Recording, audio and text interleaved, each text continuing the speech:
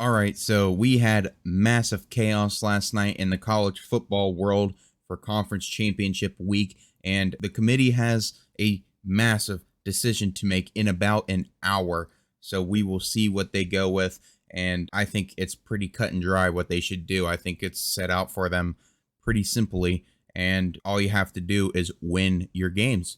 So we got Washington. They have the best strength of schedule so far, and then Michigan, Florida State, Alabama, and Texas. These are the playoff teams that are in consideration. I think the top four will be Michigan is obviously number one. They won the Big Ten championship. They're undefeated. They have the second best strength of schedule, and they beat a really good Ohio State and Penn State team down the stretch. They got Washington at number two.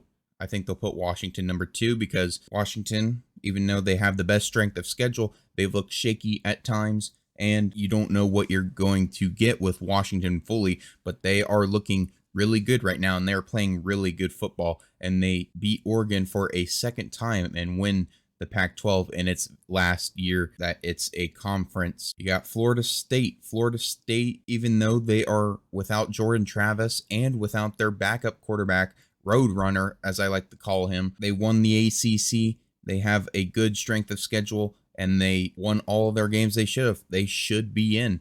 And then last, you got a toss-up between Alabama and Texas, two one-loss conference champs. I think the committee should put Texas in over Alabama because they settled that on the field.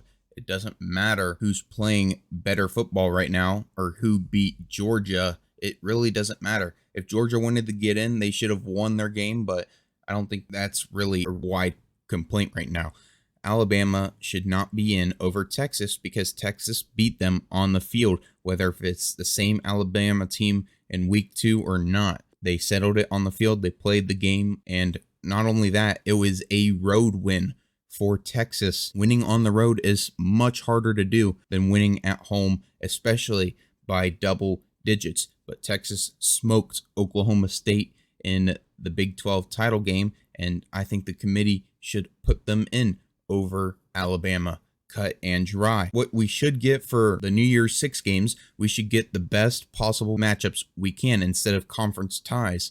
I don't think that's going to happen, but if Ohio State and Georgia played, I would watch that game, and I think a lot of people would watch that game. If Oregon and Alabama played, I think a lot of people would watch that game too. I just wish there were no conference ties in the bowl system for New Year's 6, and really it is hurting college football because nobody wants to watch the 5th best Pac-12 team beat the 5th ranked Big Ten team. Nobody does. That's not how you should match them up. You should match them up by who's the best matchup in these bowl games in the New Year's 6, but that's not going to happen. They're going to have conference ties as usual, but I think the committee will put in Washington, Michigan, Florida State, and Texas, specifically Michigan 1, Washington 2, Florida State 3, and Texas number 4. I think that's what should happen.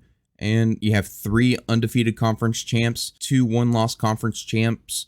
One beat the other. The one that beat the other should get in. It's that simple, but people can't wrap their head around that for some reason, even though it really is that simple for the committee. But anyway, that's all for me. If you liked the video, hit the like button, comment your guys' thoughts down below, and I'll see you guys in the next one. Peace.